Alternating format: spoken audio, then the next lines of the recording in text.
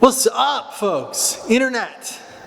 Riley Evans back at you with another video all about all things health, fitness, nutrition related from a 100% body positive perspective. Personal update, if you notice me walking with a bit of a hitch, that is because I pulled a Chris Paul. And for those of us who do not follow the National Basketball Association, pulling a Chris Paul is 100% vaporizing your hamstring. I was running sprints the other day.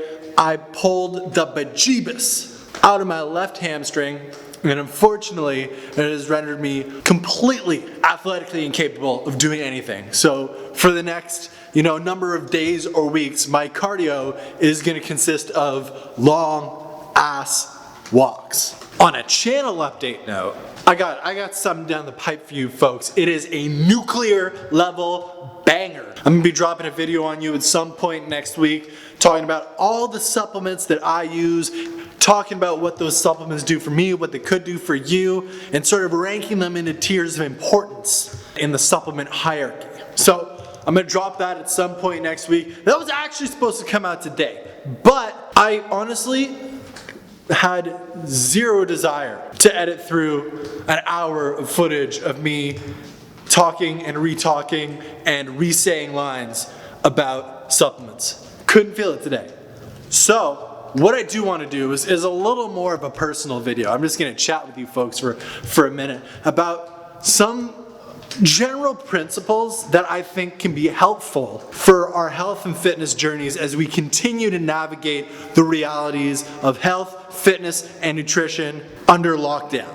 Absolutely no theme, no common thought connecting these ideas, just the things that I thought might be important that somebody out there might need to hear that I wanted to convey to you folks. And keep in mind, I'm not a genius, I don't know everything. I'm not a doctor, but in some elements is actually good, because I know a lot of doctors probably haven't cracked open a book about training or nutrition since about 1986, based on the advice that they're giving. But the point is, I am not a medical professional. I do not have insight into your particular circumstances, so take everything I say as general principles that are generally applicable to the general public, and not specific advice for any given person.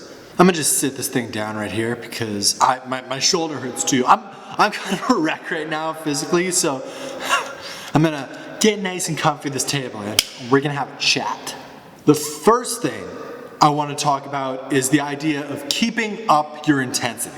All physical improvements, whether they be in your cardiovascular capabilities, your strength, muscle mass, aesthetic, whatever your personal goals are, all of these positive physical changes are adaptations off of whatever your genetic baseline is. So whatever you were born with in terms of muscle mass, strength, everything that you gain is an adaptation.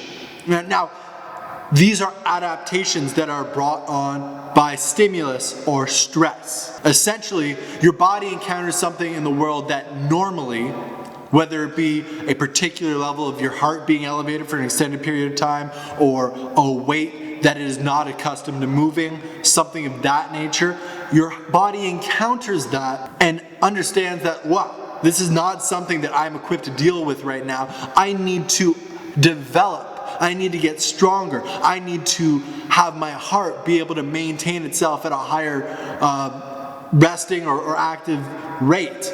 And as a result, in accordance with proper nutrition, getting in enough protein or calories to actually fuel the building of muscle and the adaptation, your body changes and it becomes better suited for whatever you were pushing it towards being able to do. Now, like I said, these adaptations are brought on by stress.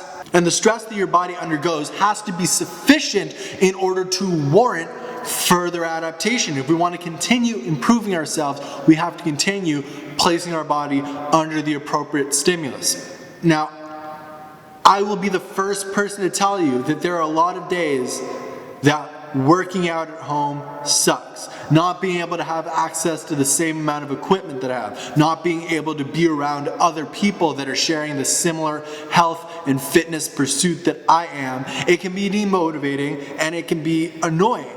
because I don't get to do the things that I like doing. I don't get to lift heavy weights. I don't get to push sleds and things like that. I don't get to do a lot of the sport-specific work that I like to do because I'm not around other people with which to actually drill and practice my particular athletic craft. And the reality is that's just something we don't have control over right now. We have to prioritize not only keeping ourselves safe and healthy, but keeping the people around us safe and healthy. Precautions like wearing masks, practicing social distancing, and things of that nature are all designed not only for our own benefit, but for the benefit of those around us. So we're in the situation we're in, and we're having to make strides in our health and fitness journey, doing things that aren't exactly optimal for our overall goals and aren't exactly the things that we enjoy doing the most. And related to that, the only thing that I can continue to tell you is maintain intensity in whatever you're doing.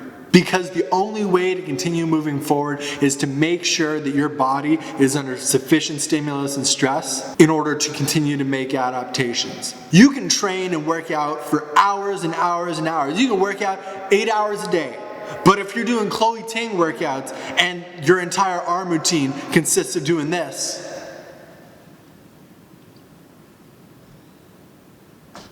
just body weight arm curls, you are not going to adapt. Your body is not under sufficient stimulus, and therefore you're not only going to not gain further adaptations and further improvements to yourself, but you're actually going to regress further towards your baseline because your body is telling itself, okay, I'm no longer encountering the same stress that I was before, therefore I no longer need these increased adaptations over my genetic baseline.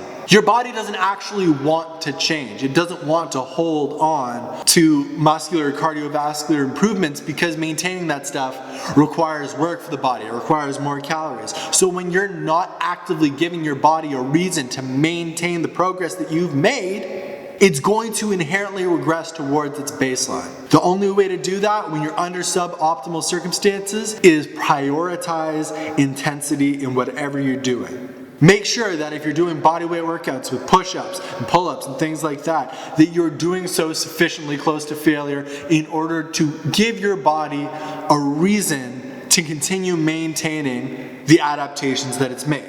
That's not to say spend hours killing yourself and being sore for 3 days, because that's obviously counterintuitive, but put in enough intensity into your fitness regimen, whatever it looks like right now, to maintain the happy, healthy version of yourself that you have created thus far and continue to create and push towards your ideal. Whatever it is that looks like to you, because you're the only person that gets to decide. The second point I want to make is that when it comes to health, fitness, and nutrition, there are no f***ing gurus.